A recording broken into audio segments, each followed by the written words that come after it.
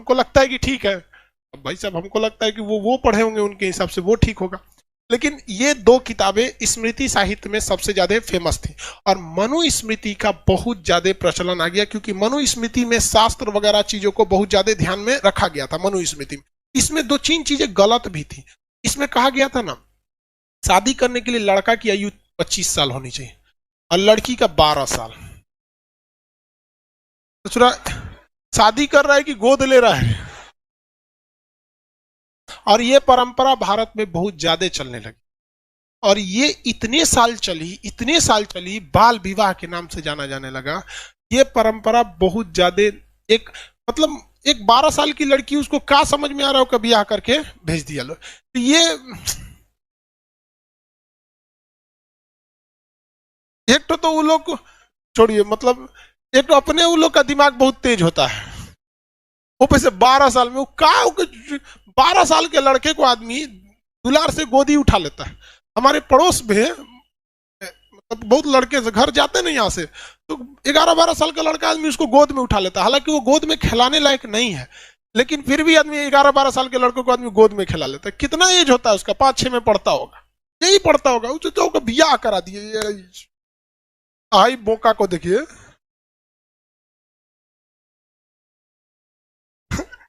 25 साल।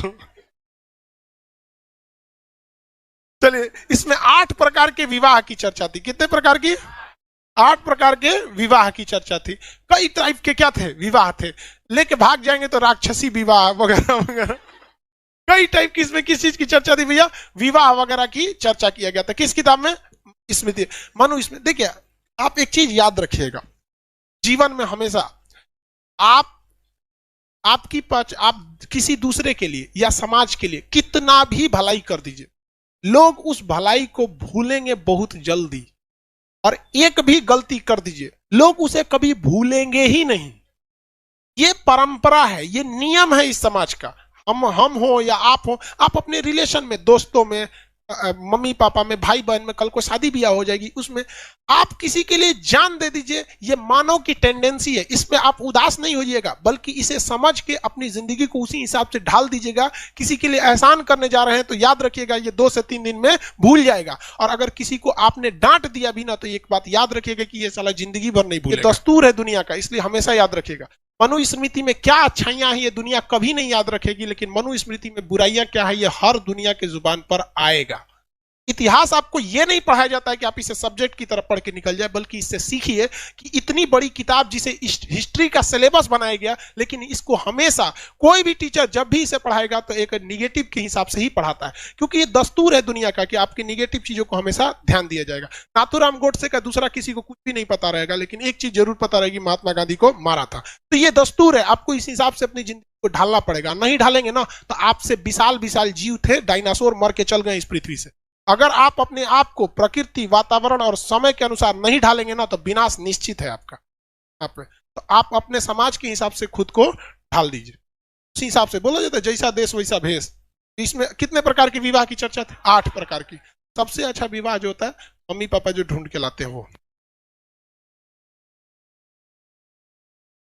उसके बाद क्या है? इसमें संस्कार की चर्चा है। क्या है? संस्कार। 16 ठो संस्कार देना है किसी भी बच्चे को। कितने संस्कार देने? 16। संस्कार तो चालू हो जाता है जब से बच्चा जन्म नहीं लिया है, तब से। माँ के पेट में भी है तो माँ को बहुत सारे पूजा अर्चना यज्ञ वगैरह करने होते हैं। जब बच्चा जन्म लेता है तो वो भी एक संस्कार है। उसका मुंडन होता है, वो एक संस्कार है।